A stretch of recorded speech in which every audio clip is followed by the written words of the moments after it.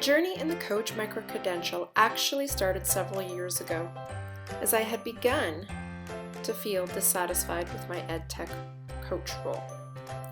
I'd been teaching for several years in the early years and lower primary section of the school at ISL, or International School at Zug and Luzern, in beautiful Switzerland.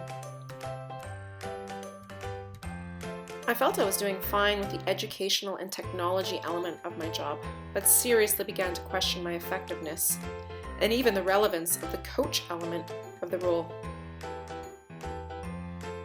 Did I coach, or did I just enable? We had all taken the coattail micro-credential several years earlier and had gained much from that experience. So, the other tech coaches and I at ISL decided it was time to level up our coaching skills, and we enrolled in Eduro's The Coach Micro-Credential with our fingers crossed that we would all gain a deeper understanding of just what this fine art of coaching was all about. What were my goals?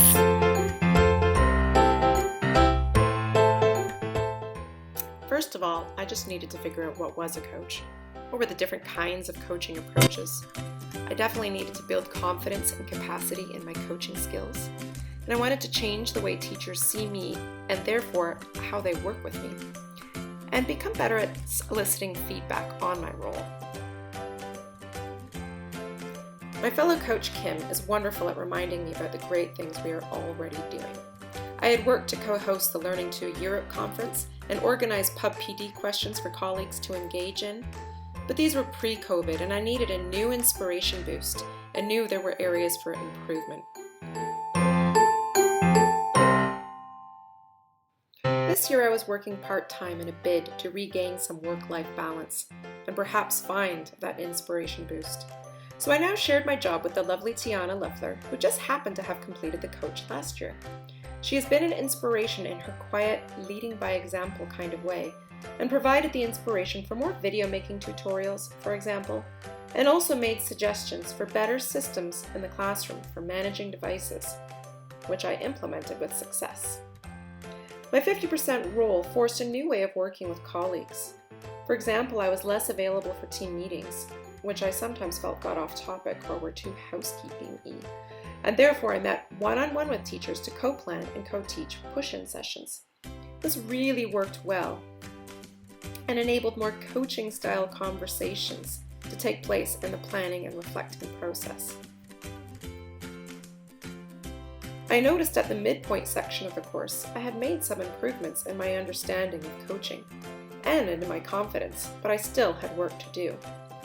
Plus, I still needed to find a coachee for a formal coaching cycle.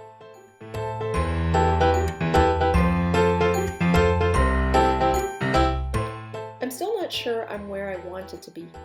My understanding of different coaching approaches and stances is still developing, and I'm not sure the whole formal coaching cycle is entirely for me. But I've certainly made progress in terms of my confidence and working with colleagues in new and more effective ways.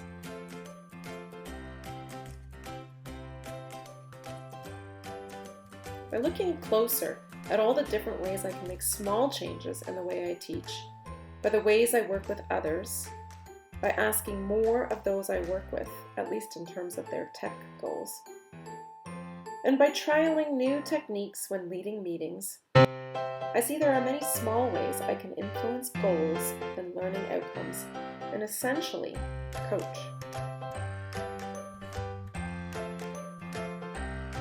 My weekly time working with TAs has improved in our focus and in their initiative throughout the year. For me, working with you helped to cement the way, the sort of small ways that it works, that you wouldn't necessarily have worked out yourself. So before we get to work with the children, you've helped us to understand exactly what it is we're doing so that we can help. If we hadn't done that, it would have made it much more difficult for us to get the time to sit and really work through the tiny little, what's the word I'm looking for? The tiny little shortcuts and this this tab does this tab does this, that we probably wouldn't have found out for ourselves. And that really helps so that we're ready when the children have a question, we're ready, we can say, yes, just touch this one, that will help you get to there. Really, it's really helped a lot.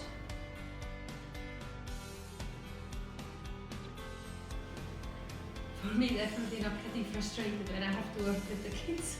So I know a little bit, I remember that. Although interesting, because that was something that I don't think we actually sat down and worked together.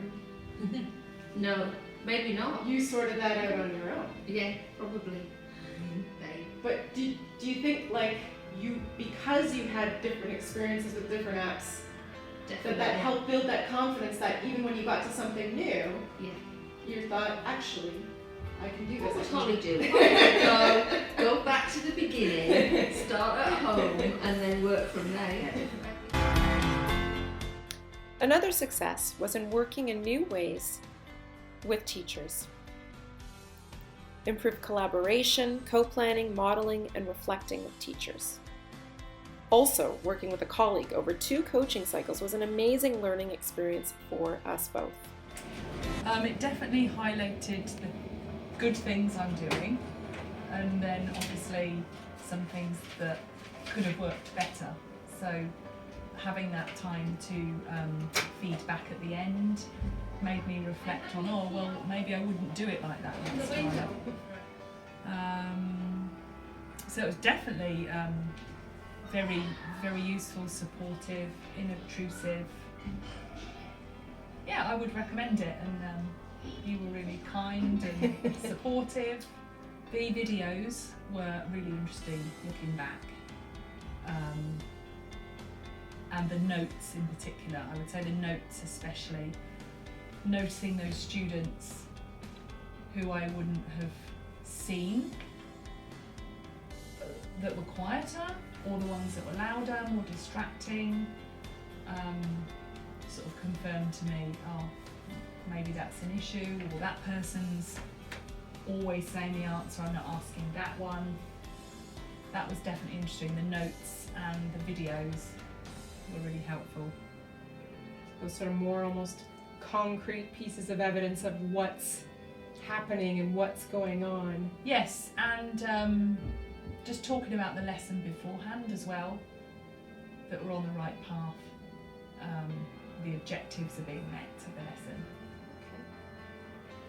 All right. Thank you very much, Rebecca. You're so welcome. You're really good at that. Well, it's always challenging moving out of our comfort zones. Working with new people or teams, or asking busy teachers for more of their time to co-plan rather than just me coming in and just doing it.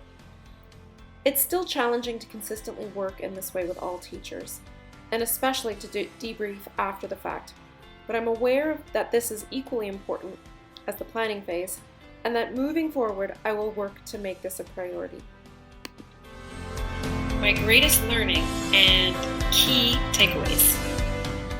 My greatest learning is in seeing the potential for new ways of doing things and working together, and being open and confident enough to try new things, even if we are unsure of the success or the exact path we ought to take, how a colleague will react, or whether small seeds will bear fruit.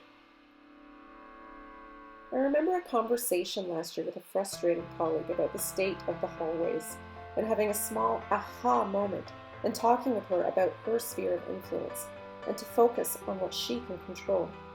A year later, that seed has blossomed into larger school-wide discussions and policy changes about transitions and shared spaces. The hallway is now a place of pride for those second graders.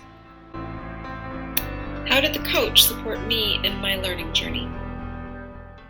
The coach supported me in my learning journey by providing the gentle nudges needed to reflect on what I'm already doing well, where I needed to improve, and the different pathways to getting there.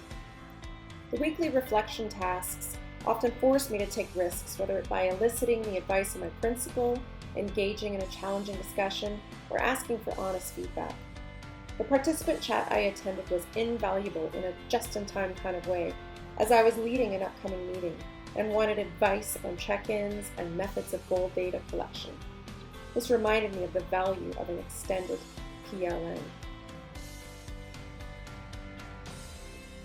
Overall, the coach has built my confidence and understanding in all the ways, big and small, that a coach can make a difference.